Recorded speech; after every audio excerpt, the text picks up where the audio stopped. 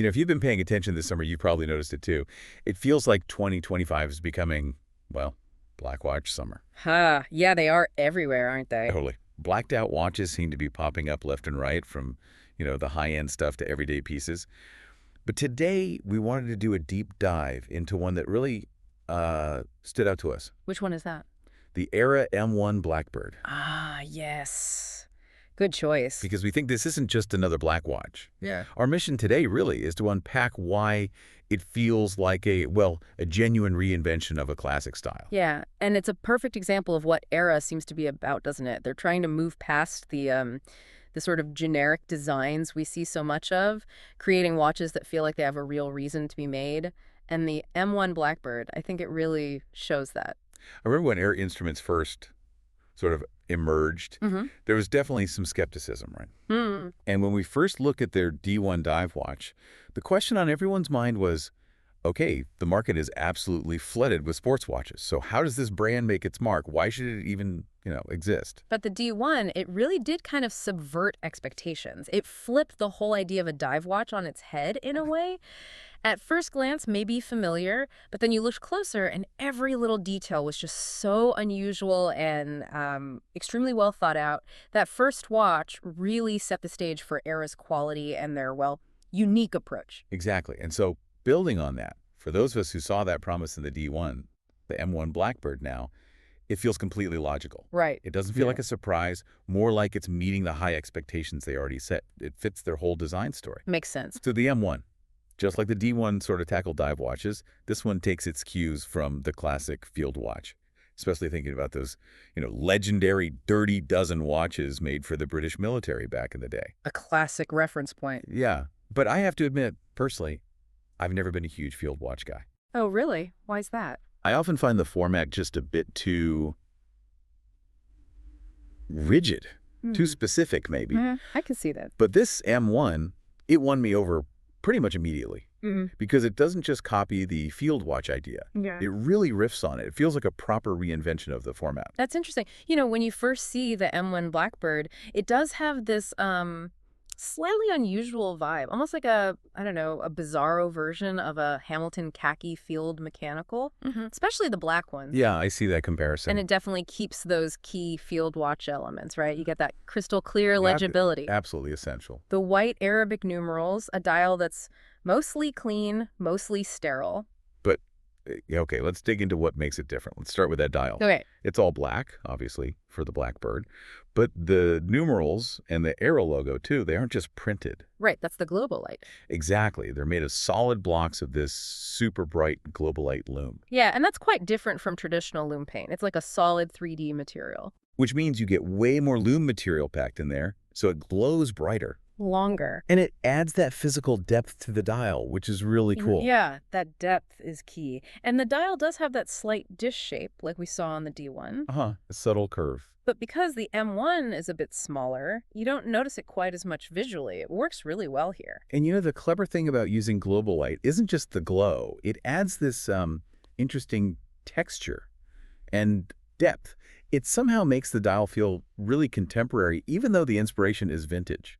That's a great point. It avoids looking flat. Yeah, it's a smart way to add dimension without cluttering things up. And honestly, even people who aren't usually like Lume fanatics seem to appreciate it. Okay, so beyond the dial, which is obviously striking, let's talk about the case. Because comfort is so much about the case shape. Absolutely critical. Now, from the top down, it might look a little like that Hamilton Khaki, and the diameter is close. Era's is 39 millimeter. Right, 13 millimeters tall, 47.5 millimeters lug to lug. Pretty standard on paper. But the shape, that's where the Era magic happens. There's this really pronounced curve right at the lugs. Designed to wrap around the wrist. Exactly. And it's not just on this watch. We saw it on the D1 too. It feels like a real Era signature design trait now. It definitely is. And wearing it, it's just incredibly comfortable. Really? Yeah, it sits so low on the wrist. On my wrist, which is about 7.5 inches, it feels like the perfect size. It wears, honestly, a little smaller than those measurements might make you think. And that touches on something really important about watches and ergonomics, doesn't it? How so? Well, that 13 millimeter height, you see that number and might think, a bit thick for a field watch.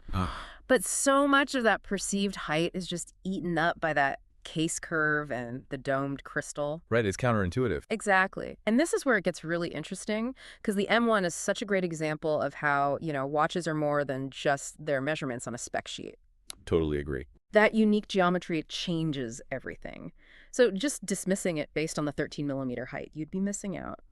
The actual wearing experience feels much more like some of those modern indie brands known for comfort. Like who? Oh, like maybe Arcanaut or even some H-Moser stuff in terms of how well it sits, rather than a clunky old military-style watch. That's a really good comparison. Yeah. And another thing adding to that sleek feel is how the strap integrates with the case. Yeah, that's another Era signature. It's not just tacked on, it flows right into the case lines. It gives it such a cohesive, modern look. And the straps themselves are great, too. Ours had this nice gray suede. Very comfortable. But they offer black leather, other colors, too, so you can switch it up. Nice to have options. Okay, so we've covered the looks, the feel, the ergonomics. But what about the under-the-hood stuff? Let's talk materials first. Right, so Era uses 904L stainless steel. And not just for the M1, but for their whole collection. And 904L, that's the Rolex steel, isn't it? That's the one it's famous for, yeah. It's generally considered a step up from the usual 316L steel because it's significantly more resistant to corrosion. Which makes sense for sports watches, especially if they might see salt water. Exactly. And it's worth mentioning the M1 has 100 meters of water resistance, which is actually pretty good for a field watch, especially one with a push-pull crown. Not screw down. Nope, push-pull. So getting 100 meters with that setup shows some decent engineering. Okay, that's interesting about 904L. But here's a thought. For the M1 Blackbird, specifically, with its black DLC coating, doesn't that kind of make the 904L a bit, well, pointless? Or at least, are you paying for a benefit you can't really see? That is a really sharp question, and it does bring up an interesting point about value. I mean, the extra corrosion resistance is still there, baked into the metal itself. Oh, sure. But the main visual benefit of 904Ls is how well it can be polished. It gets brighter and holds that shine longer than 316L, with the DLC coating on top.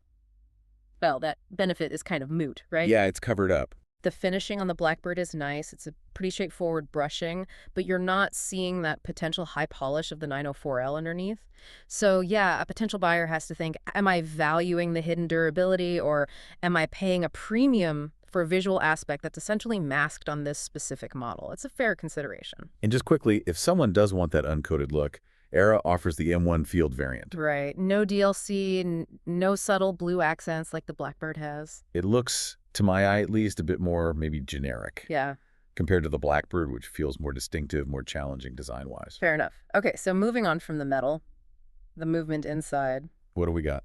It's the Sellita SW216, and it's manually wound. Hand wound, nice. Yeah, I have to give Era props for that choice. For something inspired by field watches, hand winding just feels appropriate, It really fits the vibe. It's a solid, reliable movement. But accuracy-wise, they state ±7 to ±15 seconds a day. So it's not like chronometer-grade precision you're getting here. Good to know. Standard, reliable workhorse then. Pretty much. Okay, so let's talk price. The Aera M1 Blackbird comes in at $2,025. Yeah. And that includes taxes and duties, which is nice. What are your thoughts on that price point, considering everything we just talked about? I think it actually feels pretty fair. When you weigh up the cost of 904L steel, even coated, the cleverness of the case design and ergonomics, the Globalite dial, the overall unique design, it seems like a reasonable price tag in today's market for what you're getting. Yeah, it feels positioned interestingly, but it's also fair to say Aera is still kind of flying under the radar for a lot of watch folks, right? Oh, absolutely. They're not a household name yet, even among enthusiasts. And, thinking bigger picture, it really takes adventurous collectors, people willing to buy into these different ideas to keep brands like Aera going. That's so true. Supporting brands that are genuinely trying to push boundaries, do something distinct. That's important if you want innovation in the watch world, which can sometimes feel very samey. Absolutely. And you really do hope that watches like this M1 Blackbird find their audience, find the wrists of people who are looking for something just a little bit different. Yeah. Especially in a category like field watches, where, let's be honest, we're so used to seeing variations on the same theme over and over again. Exactly. It's refreshing. So wrapping this up, what's the takeaway for you, the listener? Well, the Aera M1 Blackbird really feels like a fantastic example of thoughtful design, real ergonomic innovation. And it's a bold challenge to the norms of its category. Uh-huh. It's definitely more than just another field watch. It's a genuinely modern take that offers a unique look and, crucially, a really distinct and comfortable feel on the wrist. Well said. And maybe a final thought to leave you with.